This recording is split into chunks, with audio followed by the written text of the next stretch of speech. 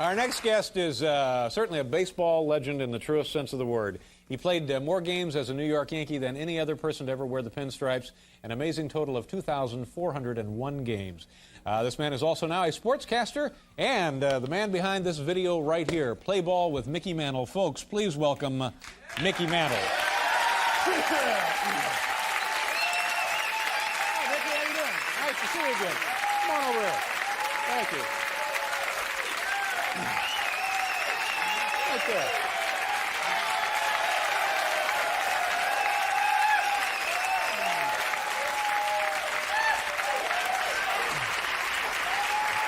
Nice to see you. You know, the last time you were here, I guess it was a year ago, year and a half ago, I'm not sure when, whatever. You were nice enough to sign, you autographed my baseball glove, and I'm telling you, as long as I've been doing this show or anything else in show business, that's still one of the nicest things I ever received from anybody I ever met doing a show. It's very, it's a great... I heard you've been in a bit of a slump, huh? yeah. I'm hoping to break out of it in the 90s. How you feeling? They told me you're going to play at Yankee Stadium. Well, we're looking into it, yeah. That'd be good. You want to come up and help us? See if you can hit one over that left center field fence up there. Yeah. Yeah, you let me DH. Sure, we'd be happy to have you there. Now, how are you feeling? I feel good. Yeah. You had a couple of months ago or so, we read some pretty scary headlines that you were not feeling too good. It wasn't as bad as it sounded. Yeah. I think I just ran out of gas. I'd been down at Fort Lauderdale with Whitey and Billy for a couple of days, and then I had to go to San Francisco. I'm with an insurance company in Dallas, and we had our convention for 5 days right after that. Right. Then I come back, dropped my wife off, and went back to Fort Lauderdale with Billy and Whitey for 3 or 4 more days, and I just ran out of gas on the way home. Is it like the old days at all when you and Billy and Whitey get together? Now, do you still go out and punish yourselves? Well, that's exaggerated too. You know, I mean, like I've played, like you said, 2,400 games for the Yankees, right, and probably got maybe a little too much to drink 5 or 6 times. I mean, Mickey, come on. It wasn't like it happened every week. You know? I mean, maybe 5 times in your entire career. You had a little too much to drink. Yeah, okay. Mickey, you're in the Hall of Fame now. You don't have to keep this up.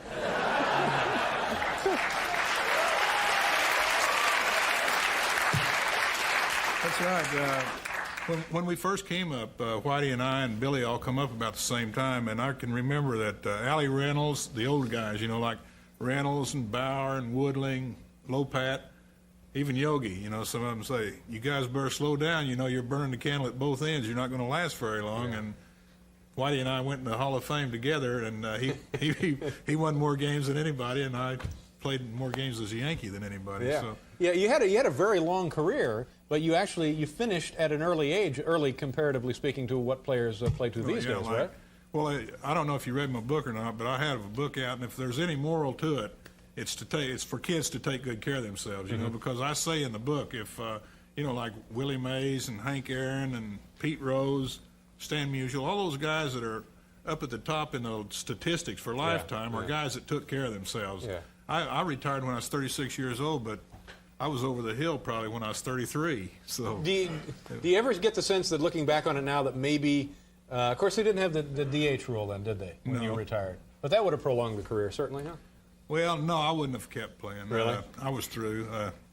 They put me on first base to save my legs. I couldn't play first base. Sounds like me. That's me Friday. Is that where they put you? Yeah.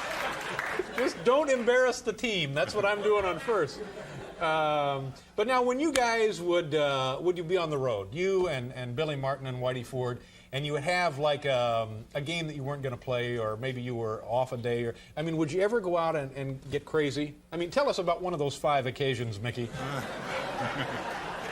Well, I'll tell you about one time when I thought I was on the disabled list. Yeah, okay. And I came back on the active list and didn't know it. Didn't realize it. Whitey had we were in Washington, and there's a couple from Dallas, Texas. I live in Dallas, and they had moved from Dallas. They were developers, land developers, and they'd bought some land, like a farm out in the country, and was playing in Baltimore, and this farm was between Baltimore and Washington somewhere. I don't have any idea where it was at. It was farther than I thought it was. Anyway. It always is, isn't it? Whitey had pitched on a Saturday afternoon. So he's off. And won the game, so Yeah. he knows he's not going Right. to play again for 4 more days. That's what's good about being a pitcher, right? Anyway, I'm thinking I'm on the disabled list, which I was on that Saturday. I couldn't have played that Saturday, so we went over and had dinner with these people and had a couple, and went out to the farm. Instead of coming back to the ballpark, we was going to stay all night in the farm, and they had some wine or something there at the house, and we had a couple more drinks after we got. Anyway, I woke up Sunday morning in a porch swing out on this farm, and I had like dew in my eyebrows. So I figured I better start trying to find Whitey, and he luckily was in the house on the couch, I guess, or something. Anyway, by the time we get around, it's about time to go to the ballpark again. So we didn't even go by the hotel. We just went straight to the ballpark in Baltimore. And Hank Bauer at that time was with Baltimore. And Whitey went out first, and Hank had seen him and told him, I got a pocket full of Tic Tacs here. Why don't you have some of them? Whitey said, well, you think I'm bad? Wait till you see Mick. Anyway, I come out, and I saw Hank and Whitey. I went over and talked to him. He said, my God. He said, has Houck seen you? And I said, no. He said, Houck was our manager at that time. He said, you guys better get in the outfield, and we didn't, and none of us thought I could play. Anyway, to make a long story, this is getting to be a long story anyway, but I'm laying down there on the end of the dugout about the 7th or 8th inning asleep. Laying down. I wasn't laying down in the dugout. I'm just like with my head on Whitey's shoulder. So Whitey says, get up, here comes Houck, so I'm watching the game, and Houck says, can you hit? And I said, I can't play, I'm on the inactive list. He said, no, you come back on the active list today. Can you hit? And I said, well, yeah, and I don't have my cap on, I can't find my cap. Whitey's sitting on my ball cap, and the bill of it's like smashed together, Anyway, I finally get up to the plate, and just as soon as I come out of the dugout with my bat, here comes Hank Bauer out of the Baltimore dugout and goes out and talks to the pitcher. Yeah. And I know what he said. He said, hey, whatever you do, don't walk this guy. And the first pitch he threw me, I hit a home run over the center field fence. Yeah! That was the easy part. The hard part was running around the bases. What are we doing here? Geez, Mickey, I'm glad to see you looking so great. You look terrific, and have a wonderful summer and a great season. I hope things continue to go the way they've been so far. I feel good. Yeah. Read, you ought to use that thing. Maybe you learn how I'll to take a look at this. Yeah, the Gary Carter and Tom Seaver, Mickey Mantle, and Gary Carter, and they show you everything you need to know to be as successful as you are.